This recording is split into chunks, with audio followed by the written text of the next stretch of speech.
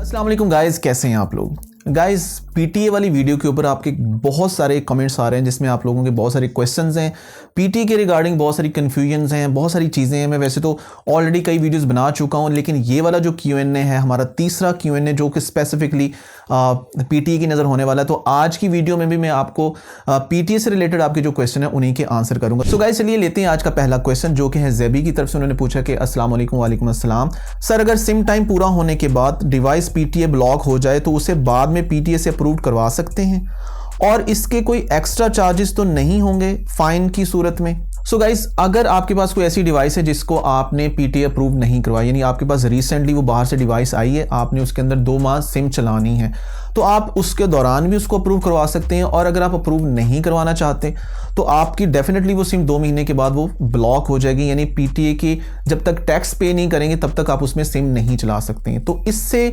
कोई फ़र्क नहीं पड़ता कि आप फ़ौरन से उसको अप्रूव करवा लें या 2 महीने के बाद या 6 माह के बाद या 1 साल के बाद उसको अप्रूव करवाएं।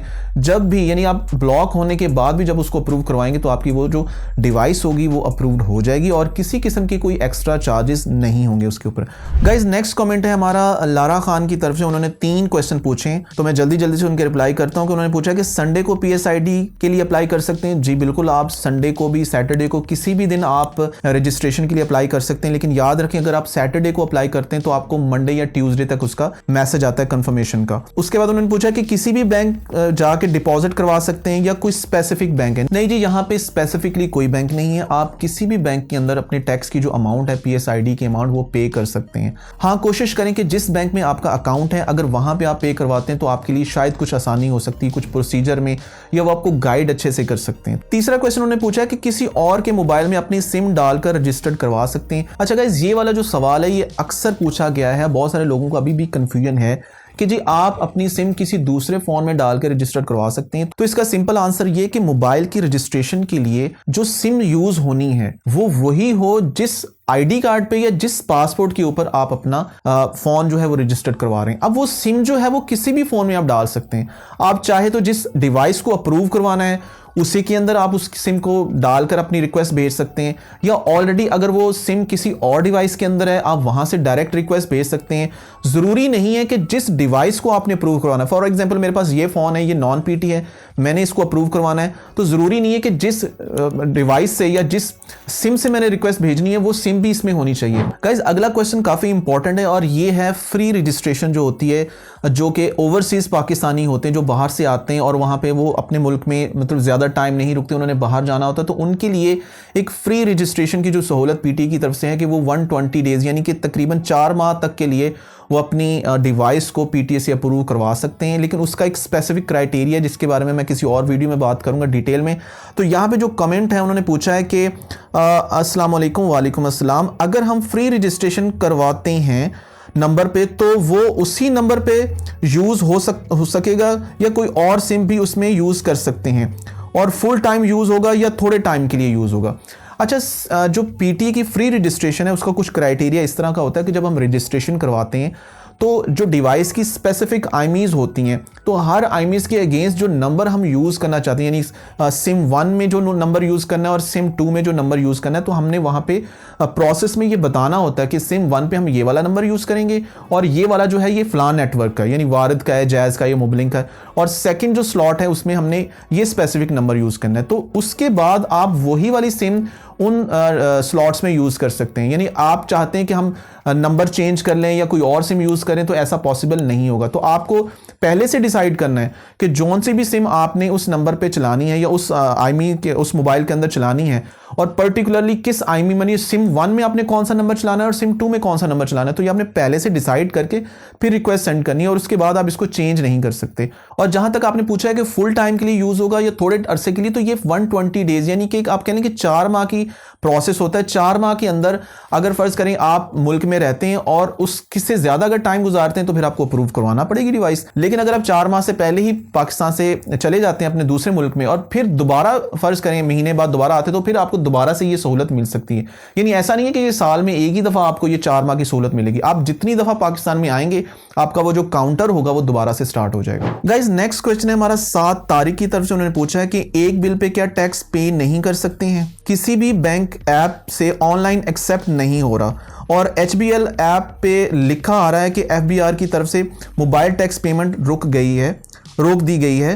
क्या इसमें आप बता सकते हैं कुछ? तो इस पे मैंने पेमेंट्स के रिगार्डिंग बहुत डिटेल में बताया कि अब ऑनलाइन पेमेंट जो है वो नहीं हो रही। यानी आप किसी भी बैंकिंग ऐप के अंदर चले जाते हैं या किसी भी दूसरी वाली जैज़ कैश ईजी पैसा के अंदर जाते हैं तो वहाँ पे आपको सेक्शन तो मिलता है गवर्नमेंट पेमेंट या FBR पेमेंट से रिगार्डिंग, लेकिन जब अपना PSID नंबर उसके अंदर डाल के आप रिक्वेस्ट फॉरवर्ड करते हैं या उसको टैक्स को पे करना चाहते हैं तो वहाँ पे आपको एरर आ जाता है। तो इसका जो नेमुल बदल वो यही है कि आपको बैंक जाके आपको पेमेंट करनी है और बैंक जाने का जो प्रोसीजर है मैं यहाँ पे आपको वीडियो का लिंक दे देता हूँ। उसमें मैंने डिटेल में बात की कि आपने किस तरीके से PTA का टैक्स पे करना है। आप मेक श्योर कि वो वीडियो देखें, उसमें आपको सारी का सारा जो है इसका मेथड जो है वो मिल जाएगा। गाइज नेक्स्ट क्वेश्चन है हमारा वसी जुनेजो की तरफ से। उन्होंने पूछा कि सर मेरे पास PTA का टैक्स और मैसेज शो नहीं हो रहा, डिवाइस सोनी एक्सपीरिया XZ3 पता करना है कि क्या टैक्स वगैरह की डिटेल है।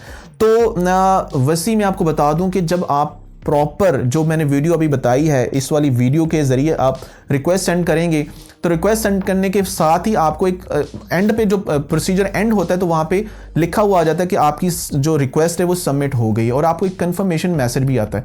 अगर आपको कंफर्मेशन मैसेज अपनी डिवाइस पे नहीं आया तो इट मीन्स कि आपका जो प्रोसीजर है वो कंप्लीट हुआ ही नहीं है। और सम टाइम ऐसा भी होता है कि आप जब पूरा का पूरा प्रोसीजर कर रहे होते हैं और आपको उसमें ज़्यादा टाइम लग जाता है या बीच में SMS आ रहे होते हैं या कोई कॉल आ जाती है और किसी भी वजह से वो जो प्रोसीजर होता है वो किसी वजह से कह लें कि वो डिस्ट्रैक्ट हो जाता है तो फिर आपको वो सारी का सारा प्रोसीजर दोबारा रिपीट करना पड़ता है। और एक इंपॉर्टेंट और बात, वैसे तो आपको सभी लोग यही बताएंगे कि *8484# के जरिए आपने किस तरह से अप्लाई करना है, लेकिन इस वीडियो के अंदर जो मैंने तरीका बताया आप अगर उस तरीके को फॉलो करते हैं तो आपका बीच में ये जो गैप आता है यानी कि आप जब कर रहे होते हैं जो स्लो हो जाता है प्रोसीजर उससे बचेंगे और उसी स्लो होने की वजह से आपकी जो रिक्वेस्ट होती है और पूरा होने के बाद भी वो पूरी नहीं होती।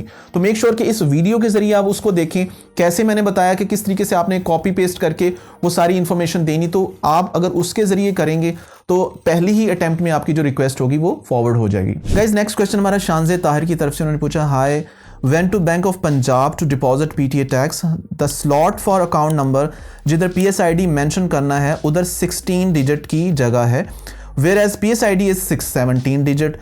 What should I do? Bank officer was saying कि PSID में PSID नहीं लिखना बल्कि FBR का अकाउंट लिखना है। देखिए शानजी ऐसा बिल्कुल भी नहीं है। आप किसी भी बैंक में जाती हैं तो वहाँ पे जब आपने टैक्स पे करना है तो जो डिपॉजिट स्लिप है उसके ऊपर आपने PSID को मेंशन करना है। PSID बेसिकली आपकी वो की है जिसके अगेंस्ट आपने वो स्पेसिफिक अमाउंट जो है वो PTA को पे करनी है। और FBR का ऐसा कोई अकाउंट नहीं है कि डायरेक्ट हमें कोई अकाउंट पता और हमने उनके अकाउंट में जमा करवा देना है। ऐसे तो कुछ भी पता नहीं चलेगा ना कि वो पेमेंट किस चीज़ के अगेंस्ट की गई है। नॉर्मली जितनी भी हमारी गवर्नमेंट से रिलेटेड पेमेंट्स होती हैं, जैसे फर्ज करें आपका अगर खुदा ना खासा चालान कट गया है या किसी भी और तरह का कोई जुर्माना है, कोई फाइन वगैरह हमने पे करना होता है, तो हमारी उस रिक्वेस्ट के अगेंस्ट एक PSID जनरेट होती है जो स्पेसिफिकली हमारे उस टास्क से रिलेटेड होती है। तो वही PSID जब हम अपनी डिपॉजिट स्लिप पे मेंशन करेंगे, साथ मेंशन कर दें कि ये PTA का टैक्स है और उनको बता भी देंगे, अमाउंट भी लिख देंगे, साइन भी कर देंगे, तो उसी डिपॉजिट स्लिप के ऊपर आप मेंशन कर सकते हैं। और जहां तक आपने बात की कि वो 16 डिजिट है जबकि PSID के 17 डिजिट होते हैं, तो इससे कोई फर्क नहीं पड़ता। आप रैंडमली बॉक्स के हिसाब से ना लिखें या एक अगर एक्सटेंडेड डिजिट है तो आप उसको आगे भी करके लिख सकती हैं, वरना बॉक्स के हिसाब से लिखने की ज़रूरत नहीं है। जस्ट PSID को मेंशन करना है, वो आप ऊपर मेंशन कर दें या ऑफिसर से बात करके आप साइड पे जो जगह बनी होती है जहाँ पे डिटेल होती है अमाउंट की, आप उसके नीचे मेंशन कर सकती हैं कि ये PSID नंबर है। तो बेसिकली आपकी इंफॉर्मेशन डिलीवर होनी चाहिए, डिपॉजिट स्लिप के ऊपर आपकी इंफॉर्मेशन डिलीवर हो कि जो आप अमाउंट दे रही हैं वो किस चीज़ के लिए दे रही हैं, ये इंपॉर्टेंट है। गाइस हमारा अगला क्वेश्चन काफ़ी डिटेल्ड क्वेश्चन है और वो पूछने वाले हैं मलिक हमाद अवान। उन्होंने पूछा कि सलाम ब्रो, वालेकुम अस्सलाम, मैंने S23 अल्ट्रा मार्केट से लिया है, 20 दिन यूज़ था, बॉक्स पैक कोरियन वर्जन है। फर्स्ट क्वेश्चन, अभी मेरी ई सिम और फिजिकल सिम चल रही है बट मुझे आइडिया नहीं है कि सिम कब बंद हो जाएंगी, तो PTA रजिस्ट्रेशन करवानी होगी, अभी या और बंद होने के बाद। देखिए ये आपकी चॉइस है, आप अभी भी अप्रूव करवा सकते हैं, और अगर आप अभी अप्रूव नहीं करवाना चाहते हैं, आप 2 महीने सिम इस्तेमाल करें, उसके बाद आप दोबारा से रिक्वेस्ट भेज सकते हैं। बाद में ब्लॉक होने के बाद भी इजीली आप करवा सकते हैं, कोई मसला नहीं है। सेकंड क्वेश्चन ये है कि रजिस्ट्रेशन करवाता हूँ तो टैक्स भी अभी ही पे करना होगा या टाइम मिलेगा जब सिम ब्लॉक हो तब पेमेंट कर लूँ?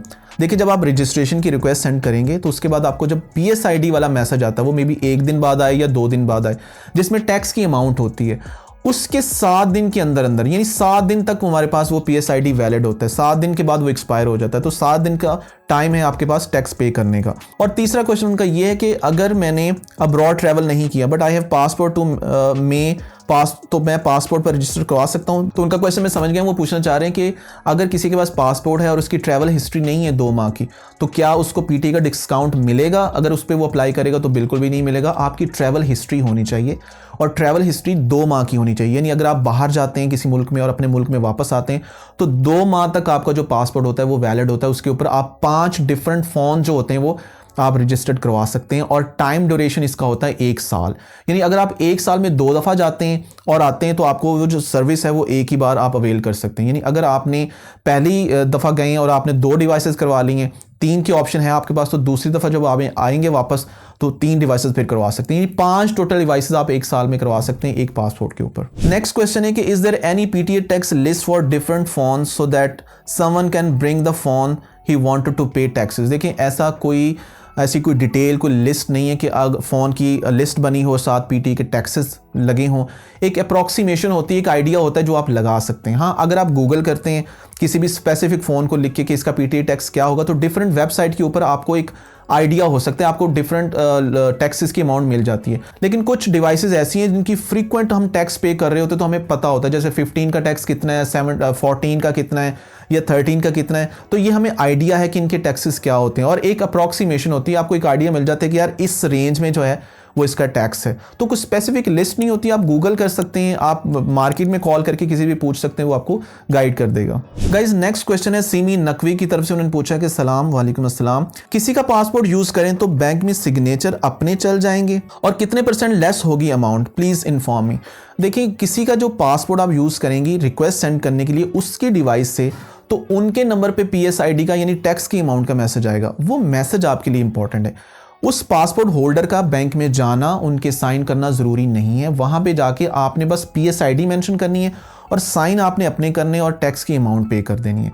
जहाँ तक कितने % आपको मिलेगा, तो मैंने बताया हुआ कि 15 to 20% के दरमियान में, 15 से 20% के दरमियान में आपको जो टैक्स होता है वो आपका कम हो जाता है अगर आप पासपोर्ट के ऊपर अप्रूव करवाते हैं तो। गाइज नेक्स्ट क्वेश्चन काफ़ी इंटरेस्टिंग है, पूछने वाले हैं साकिब शफ़ी। उन्होंने पूछा कि अस्सलाम वालेकुम। वालेकुम अस्सलाम। भाई मैंने पूछना था कि एक फ़ोन नॉन PT की वजह से ब्लॉक हो जाए तो दोबारा PT की तरफ से टाइम एक्सटेंड कैसे करवाया? भाई 2 दिन पहले दुबई से आए हैं तो उसका ट्रैवल हिस्ट्री पे टाइम एक्सटेंड हो सकता है और कैसे हो सकता है? देखिए साकिब, टाइम एक्सटेंड किसी तरह से नहीं होता। आपको जो अगर आपने 2 माह इस्तेमाल कर लिए हैं, 2 माह का ग्रेस पीरियड है, बाहर से फ़ोन आया है, 2 माह आपके पास फ्री होता है, आप टैक्स पे किए बिना आप उसको यूज़ कर सकते हैं। उसके बाद आप दोबारा से उसको किसी तरीके से एक्सटेंड नहीं कर सकते। 2 माह के बाद अगर आपने सिम चलानी है तो आपको PTA अप्रूव करवाना पड़ेगा। और इसका इस चीज़ से कोई ताल्लुक नहीं कि भाई बाहर से आया है, उनके पासपोर्ट है, तो क्या उनकी वजह से वो टैक्स थोड़ा सा जो टाइम बढ़ जाएगा, ऐसा नहीं है। हाँ, ये हो सकता है कि आप अगर उनके पासपोर्ट के ऊपर अप्लाई करते हैं तो आपको डिस्काउंट मिल सकता है उसको अप्रूव करवाने के ऊपर। तो गाइज ये था आज का वीडियो। आई डू होप कि आपको अच्छा लगा होगा। अगर आपके माइंड में भी कोई क्वेश्चन है, कोई क्यूरी है, कोई बात है, आप कुछ भी क्लैरिफाई करना चाहते हैं तो मुझे मेरे वीडियो के कमेंट सेक्शन में ज़रूर पूछें, मैं उनका ज़रूर रिप्लाई करूंगा। वीडियो अच्छा लगा हो तो प्लीज़ इसको लाइक करें, शेयर भी कर दें अपने दोस्तों के साथ, और इस चैनल को भी सब्सक्राइब कर दें और बेल आइकॉन को प्रेस कर दें ताकि इसी तरह की इन्फॉर्मेटिव वीडियोस आपको मिलती रहें। इंशाल्लाह बहुत जल्द अपनी नेक्स्ट वीडियो में आपसे फिर मुलाकात होगी। तब तक के लिए अल्लाह हाफिज़, पीस।